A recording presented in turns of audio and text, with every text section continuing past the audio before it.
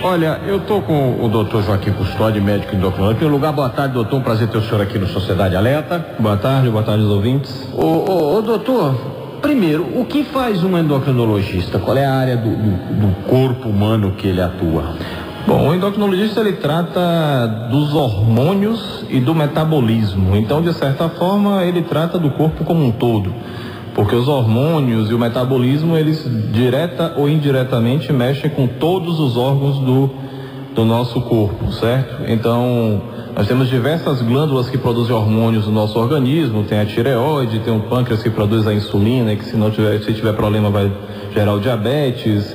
Tem a suprarrenal, tem o testículo no homem, o ovário da mulher, que produzem os hormônios chamados hormônios sexuais, né? Então, assim, o endocrinologista ele lida com toda essa, digamos, gama de hormônios, alterações do metabolismo e, obviamente, elabora tratamentos para alterações dessas situações. As pessoas que querem emagrecer normalmente procuram um endocrinologista. Isso. Porque muitas vezes o problema da pessoa pode estar ligada a esse tipo. É uma causa hormonal, exato. De hormônio, né? Uma glândula, problema da tireoide, muitas vezes. Teve até um caso famoso recentemente do Ronaldinho, o fenômeno. Né? O fenômeno que disse que o problema dele com a balança era um problema de tireoide que ele teria. Se bem que no caso do Ronaldinho, assim, ele... Tirando a cerveja e o charuto. Né? Exatamente, né? Assim, ele tinha um problema de tireoide, estava tratando, mas ainda assim ele estava referindo que era aquilo que estava causando o problema. Na verdade, assim, na situação da tireoide, por exemplo, hoje em dia o tratamento é bem fácil, bem amplo até de você adquirir e tudo mais. E você fazendo o diagnóstico e fazendo o tratamento, teoricamente você vai trazer o seu metabolismo de volta para o normal. Então, não dá para ficar culpando sempre a tireoide por conta desses problemas, não, né? Assim, tem que levar em conta sempre a questão dos hábitos de vida e do padrão de alimentação da pessoa, porque a gente sabe que isso influencia bastante na questão do peso. O senhor é contra o uso de medicamentos para emagrecer, mas o senhor vai me responder daqui a pouquinho, porque eu tenho que chamar Gil Dilon com o Rádio Repórter A4, faltando 5:05, eu volto já com o doutor Joaquim Custódio. Pode ir ligando no telefone mais tocado do Brasil, fazer sua pergunta pro doutor Joaquim, hein? Eu volto já.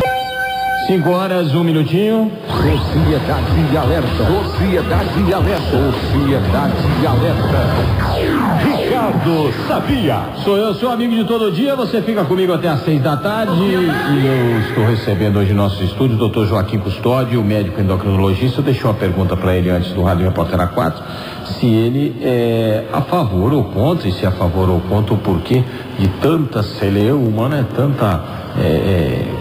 tantos questionamentos em relação ao uso de medicação para o emagrecimento. E já emendo uma outra pergunta: a essas cirurgias que hoje existem, são tão corriqueiras, já podemos dizer, que é chamada cirurgia bariátrica para obesidade mórbida, doutor? Então, assim, obesidade é um problema que a gente sabe que é um problema cada vez mais comum, cada vez mais frequente. É um problema de doença, tem que ser tratado como exatamente, né? Tem um problema de saúde pública já. Sim. Na verdade, é um dos grandes problemas que nós vamos enfrentar enquanto sociedade ao longo desse século XXI. E assim, uma pesquisa que saiu hoje, doutor, só lhe cortando, Salvador é a cidade onde tem as mulheres mais gordas do país, das capitais. Né? As mulheres mais obesas estão em Salvador, das capitais. Pois é, então assim, o tratamento para combater a obesidade ou para prevenir na situação em que você, especialmente nas crianças, tem que se basear, antes de mais nada, em controle de alimentação e uma rotina de atividades físicas que permita a pessoa manter um gasto calórico importante e tudo mais.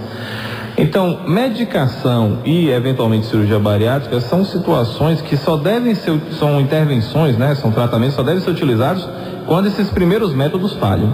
O que, infelizmente, aconteceu por muito tempo no Brasil e motivou algumas medidas recentemente do governo federal, é que se banalizou um pouco essa questão, especialmente na questão das medicações, né? Então, as fórmulas de emagrecimento populares, né? Então, assim, isso se banalizou, muitas pessoas que não tinham a menor indicação faziam uso daquilo. E primeiro, essas medicações, como qualquer outra medicação, têm que ser indicadas para aquelas pessoas que podem usá-las. Existem cada caso é um caso, exatamente. Então existem contraindicações, e se você não respeitar a contraindicação, vai dar problema, com certeza. Então, infelizmente, A gente de repente eles falar estavam distribuindo para todos, né? Exato, exatamente, um acesso meio que indiscriminado, né? E por conta disso é que o governo criou uma série de medidas de restrição, algumas medicações foram suspensas, né? E outras que ainda são vendidas com um rigor bem mais importante em termos de controle, de receita. E essas que são vendidas ainda, elas são eficientes ou eficazes? Em alguns casos, aí depende muito do perfil do paciente, depende muito de como o paciente está aderindo a esses outras medidas, né, de controle de alimentação e atividade física, porque eu diria o seguinte, que eu gosto sempre de dizer para os pacientes, nenhuma medicação resolve a obesidade. O que resolve a obesidade é você mudar o hábito de vida e manter essa mudança de hábito a médio e longo prazo. Então, não adianta você querer depositar suas esperanças todas em uma medicação. Mesmo no caso da cirurgia bariátrica, que realmente traz uma perda de peso mais importante, e a gente sabe que existem alguns casos em que, mesmo fazendo toda uma série de medidas comportamentais, a pessoa não perde tanto peso assim, ela também tem que ser entendida como uma oportunidade para perda de peso, mas que se você não tiver uma disciplina no pós-operatório, depois da cirurgia, você acaba muitas vezes voltando a ganhar o peso. E é uma cirurgia que envolve, você vai ter que repor algumas vitaminas, então assim, nada é tão simples como as pessoas gostam de fazer parecer, entendeu? Nós precisamos entender que é preciso uma certa disciplina e é preciso entender que o ganho ele só vem no médio e longo prazo. Estava conversando com o doutor aqui, explicando para ele, eu fui fumante durante muitos anos e quando parei de fumar 2 anos atrás, engordei muito. E cheguei até a ver a possibilidade de fazer a cirurgia bariátrica, porque eu engordei muito rápido. E quando o médico me disse o regime que eu teria que fazer após a cirurgia bariátrica, eu simplesmente peguei o regime e comecei a fazer, não precisei fazer a cirurgia, emagreci. Mas é o que aconteceu comigo. O senhor perguntou a mim se as pessoas participavam. Eu disse que às vezes sim. Na verdade participam só quando a pessoa é bom papo, agradável como o senhor. O Zé Carlos da linha A está na linha de WhatsApp, quer fazer uma pergunta para o senhor. Zé Carlos, boa tarde. Boa tarde. Quer fazer uma pergunta para o doutor, né? Positivo. Manda lá. Doutor, é o seguinte, eu tive trombose e, como é que diz, aí fiz uma bateria de exame e descobri que também que o colesterol estava muito alto. Eu, lendo um livro, As Hortaliças na Medicina Natural, aí eu estava lendo aqui sobre colesterol ou a berinjela, diz que é muito bom para baixar o nível de colesterol. Eu fiz uso da berinjela em como é que diz, em suco, né? Cortava a berinjela, botava ela em infusão, esperava 6 horas, coava e bebia a água da berinjela. Com isso aí melhorou bastante o colesterol, praticamente zerou, quer dizer, normalizou, né? Uhum. Mas eu também comecei a perder peso. É bom também para perder peso, sabe falar alguma coisa a respeito disso? Não, na verdade o que normalmente acontece em pessoas que passam a adotar, por exemplo, a berinjela na alimentação, é que tendem a reduzir o consumo de outros alimentos. De certa forma, a berinjela aí ela vai atuar como melhorando a sua saciedade. Se a sua satisfação com o alimento você vai se satisfazer com uma quantidade um pouco menor de alimentos. Trocou a berinjela pelo chocolate, aí emagrece. Né? O contrário, né? Então assim, ainda não tem nenhum estudo assim que mostre de forma bem clara que a berinjela por si só ela tem esse efeito de redução do colesterol, mas quando você associa a berinjela na alimentação habitual, você conseguindo controlar um pouco melhor a alimentação, sim, acaba sendo útil, né? Então a pessoa, provavelmente no seu caso você melhorou o colesterol porque perdeu peso, porque na verdade de certa forma o aumento do colesterol, dos triglicéridos, ele tem muito a ver com o ganho de peso. Então quando a pessoa perde peso, isso tende a melhorar, o que nem sempre acontece, porque existem algumas pessoas que têm uma produção de colesterol muito grande e às vezes são até bem magras, e aí são pessoas que produzem colesterol, né? O próprio organismo produz, não é nem tanto da alimentação, e aí não tem muito jeito não, às vezes tem que usar a medicação mesmo. Mais alguma pergunta, Zé Carlos? E eu fiz esse mesmo tratamento com alho, corto alho, deixo na água 6 horas, coo e bebo, é bom diz que é para melhorar a circulação, né? O alho tem sido reconhecido como um bom antioxidante, né? Então, combate radicais livres. O alho parece ser realmente interessante. O problema do alho é mais a questão do beijo, do hálito, etc e tal. Mas é interessante sim, o alho parece um alimento muito interessante que a gente às vezes até, digamos, negligenciando, né? Não usa tanto, mas parece um alimento bastante interessante sim. Perfeito, Zé Carlos.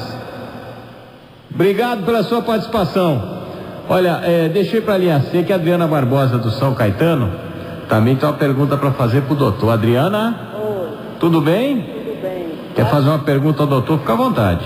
Ô, doutor, é que eu tenho 27 anos. Adriana, só fala um pouquinho mais alto, por favor, querida. É que eu tenho 27 anos, estou pesando 90 quilos. Só que eu estou sentindo muito cansaço nas pernas e falta de ar.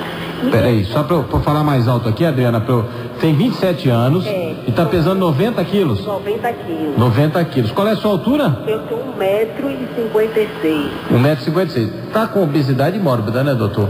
Teria que fazer a conta do índice de massa corpórea, mas está perto disso, né? Certo. Por conta do... E ela disse que está sentindo falta de ar, né, Adriana? Falta de ar, cansaço e muita falta de...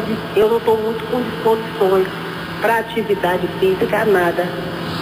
Aí tem que fazer realmente uma avaliação, até porque assim, a gente sabe que o excesso do peso, um dos problemas que ele leva é a alterações do sono, né? Nós chamamos de hipopneia ou apneia do sono. A pessoa, ela dorme, mas ela não consegue dormir de uma forma confortável, porque é como se a gordura que fica aqui na região especialmente do pescoço, ela obstruísse a respiração e o sono da pessoa passa a ser um sono que não repara, digamos, não descansa. A gordura fosse esganando o pescoço. Exato. E aí a pessoa tem de primeiro a roncar e às vezes você vai ver a pessoa até que a pessoa toma um susto durante a noite e tudo mais tal. E aí assim, isso já é uma consequência do peso, né? E isso pode fazer com que a pessoa fique ao longo do dia realmente com uma sensação de muito cansaço e tal. Agora, com certeza, especialmente se esse seu ganho de peso for relativamente rápido, vale a pena sim fazer uma avaliação clínica, uma avaliação hormonal para poder ver se não tem algum problema aí que possa não ter sido descoberto ainda. Ô, Adriana. Oi. Você sempre esteve acima do peso ou ganhou muito peso agora em pouco tempo? Não ganhei em pouco tempo não, porque tem de uns 10 anos pra cá que eu tô assim engordando. Certo. Agora ela falou uma coisa interessante, né, doutor? Que para ela fazer a atividade física é difícil pelo peso que ela tá, que ela se sente muito cansada e tal. Até porque a gente sempre fala, os médicos recomendando fazer a caminhada diária, recomendando fazer uma reeducação alimentar, mas antes procurando um médico. Claro, tem que fazer uma avaliação. Por exemplo, qual médico ela deve procurar? Olha, pode ser um clínico, um endocrinologista, um cardiologista para fazer uma avaliação inicial, certo? Porque, por exemplo, no caso da pessoa que está com excesso de peso, se a pessoa de repente resolve, por exemplo, correr, existe uma chance muito grande dela sobrecarregar joelho, sobrecarregar aí vai trazer um outro problema, e aí vai gerar outro problema. Vai ter que ir no ortopedista. Exatamente. Então, assim, tem que se tomar um certo cuidado. É bom fazer uma avaliação, a partir daí definir qual seria a melhor estratégia. Por exemplo, hoje em dia tem sido muito recomendado exercícios que não trazem tanto impacto. Por exemplo, hidroginástica seria uma alternativa para a pessoa não ter impacto nas articulações e também verificar se não há nenhum problema que eventualmente a pessoa tem e não está sabendo, né? Porque isso também pode contraindicar algum tipo de exercício. Tá certo. A minha abelhinha está me trazendo aqui a reclamação do seu Érico, o problema do quadro de luz em Santa Cruz, que ele estava reclamando que o quadro de luz dele era novo, mas que diziam que a Coelba disse que não podia, que tinha que ser o dele e tal. A Coelba disse que a solicitação do seu Érico já foi atendida. Muito obrigado, seu Coelba. Eu sou Coelba e Dona Imbasa, meu casal de amigos aqui que me ajudam, que resolve meu problema. Eu estou conversando com o Dr. Joaquim Custódio, médico endocrinologista, que vai me responder sobre essas dietas milagrosas que a gente vê nas capas de revista, principalmente agora nessas redes sociais, Facebook, Twitter, coloca lá, Ivete Sangalo perdeu 12 quilos. Pô, se ela perder tantos quilos do jeito que eles colocam no Facebook, ela estava mais magra que a Alessandra Jardim, né? E aí como é que é a situação dela? Porque a gente, quando ela chega, porque agora eles usam muito a Ivete, já me lembro que antigamente usavam muito a Xuxa para isso, a Xuxa emagreceu tantos quilos. Pega uma pessoa famosa que está na mídia e diz lá e coloca nessas capas de revista, né? Revistas que são veiculadas aí para todo o Brasil. Queria que você me respondesse sobre isso, mas antes eu tenho que chamar Danton Sampaio com o plantão policial. Diga, Danton, 5h14. Aqui você tem que fazer ainda falando como é que vai. Me diga aí, doutor, dieta milagrosa. O Danton Sampaio mesmo fez muito lá no interior, né? Não adiantou nada.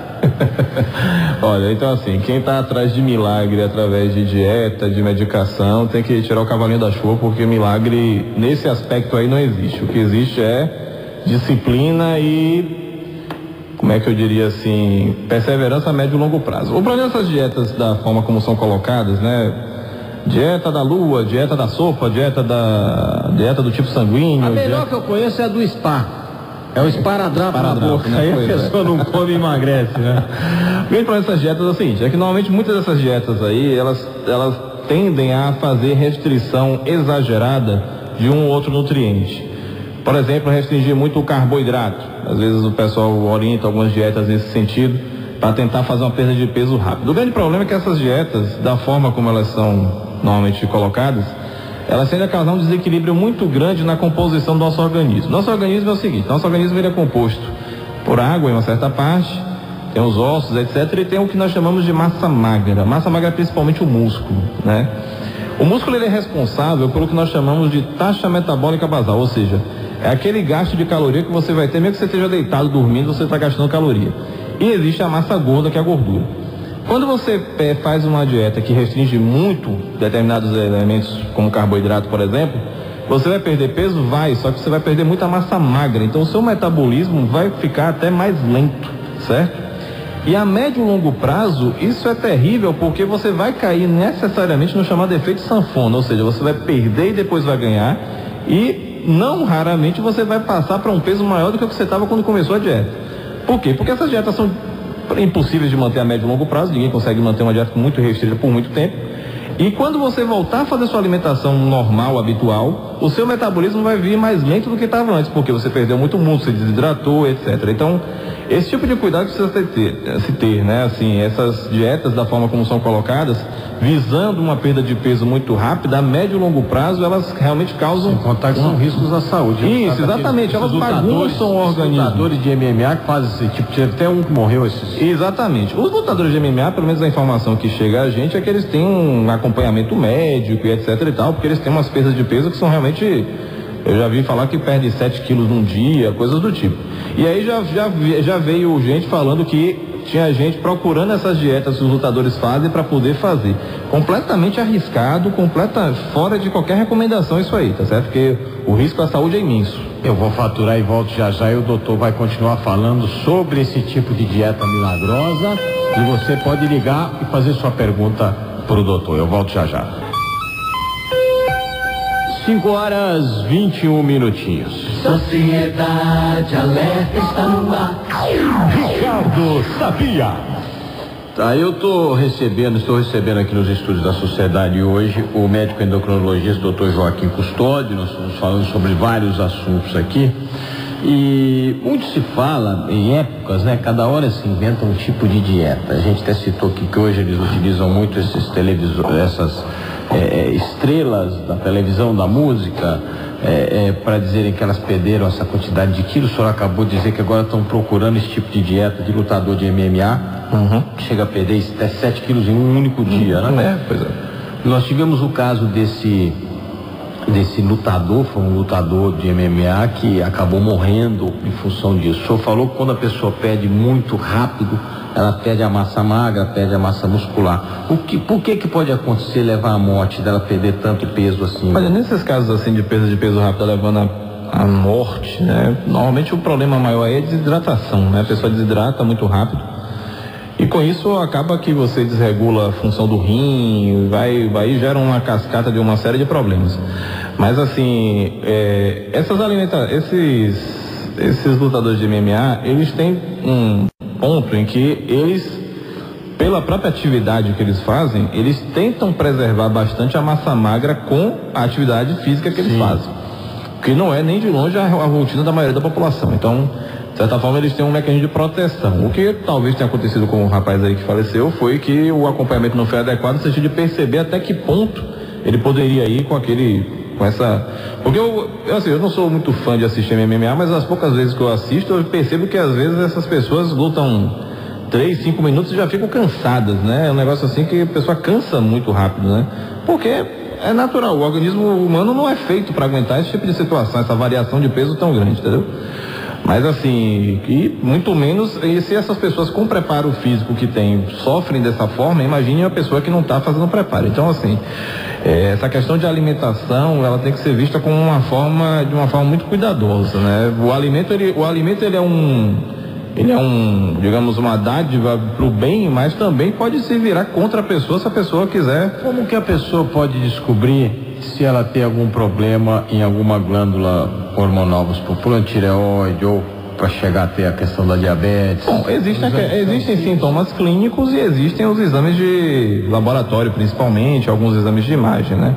Então, assim, por exemplo, no caso do diabetes, aí o diabetes é até interessante, porque algumas pessoas que abrem um quadro de diabetes, hoje em dia, como as pessoas fazem muito check-up, a pessoa normalmente diagnostica o diabetes até mais cedo, não tem nenhum sintoma. Mas quando a glicemia está muito alta, a pessoa fica com muita sede, urinando muito, às vezes até perde muito peso. Muito difícil a pessoa ficar diabética, né? Ter a diabetes sem saber que a tem, né? Ela descobre antes, né? Assim, hoje em dia, como o acesso aos exames tem sido mais facilitado, tem essa situação. No caso da tireoide, por exemplo, a tireoide é uma glândula que regula o metabolismo. Então, assim, ela vai regular o ritmo cardíaco, ela regula o peso, ela regula o ritmo do intestino, ela regula o raciocínio, a memória. Mas, obviamente, nem todos os problemas de raciocínio, de memória, de peso são por causa da tireoide. Então, no caso da tireoide, por exemplo, acaba que o exame é determinante para você identificar o problema. Você tem que ter uma suspeita clínica, obviamente, mas a partir daí você faz exames que vão confirmar aquela suspeita e aí identificar a necessidade de tratamento. O senhor falou da massa magra, que seria a massa muscular, né? Isso. E o vovô Gomecinho do Palmildo pergunta por que nós idosos, nós não, vocês, eu não. Por que os idosos pedem massa muscular tão rápido? E o que pode fazer para recuperar essa massa? Realmente existe uma tendência do idoso a perder massa magra. E, além disso, existe uma situação que é cada vez mais comum hoje em dia, quando você pesquisa, no caso do homem principalmente, né? Porque no caso da mulher, a mulher tem o processo da menopausa, que é um processo bem definido, né? Ou seja, a pessoa interrompe a menstruação e é porque os hormônios estão deixando de ser produzidos, a maioria. Já no caso do homem, hoje em dia se sabe que existe tem quem chama de andropausa, que é uma perda progressiva da capacidade de produzir a testosterona, que é o hormônio masculino. Esse processo, se ele evolui muito, fica muito intenso, também contribui para a perda de massa magra. Então, pessoas que perdem massa magra muito rápido, teoricamente sim, teria indicação de fazer uma avaliação para verificar se não está com alteração na testosterona. Agora, é uma característica do idoso, né? Assim, é uma característica do processo realmente do envelhecimento, que a pessoa tende a perder um pouco mais da massa magra, concentrar um pouco mais de massa gorda. E aí também entra a questão do exercício físico para compensar um pouco esses efeitos. Mas em casos em que a perda da massa magra é muito rápida, vale a pena sim fazer uma avaliação hormonal. Tá certo.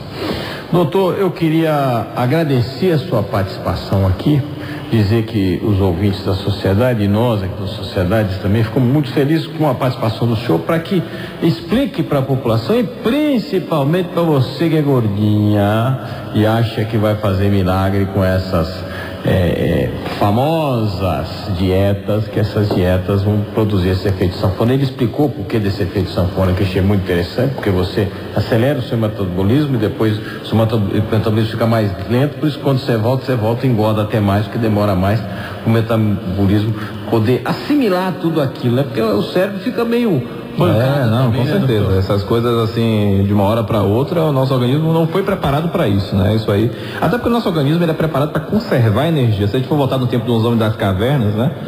O homem da caverna não sabia quando ia ter comida, então o nosso organismo foi preparado para conservar energia. Você ia para uma guerra, você ia para não sei onde. Então, esse processo que nós temos hoje em dia de alimento farto, de abundância, etc e tal, são coisas relativamente recentes na humanidade, né? E nossa genética não foi preparada para isso. Então a gente tem que compensar, né, essa situação que nós vivemos de sociedade hoje em dia com uma rotina de alimentação e de atividade física mais saudável para poder manter o nosso organismo equilibrado. E sempre atividade física antes de começar, procurar um médico. Sim, para poder evitar problemas causados por atividade física que infelizmente de vez em quando acontece. Tá certo. Doutor, muito obrigado pela sua participação. Obrigado a vocês. Estamos sempre à disposição do senhor aqui para qualquer informação, tá certo? Conhecendo o doutor Joaquim Custódio, médico endocrinologista.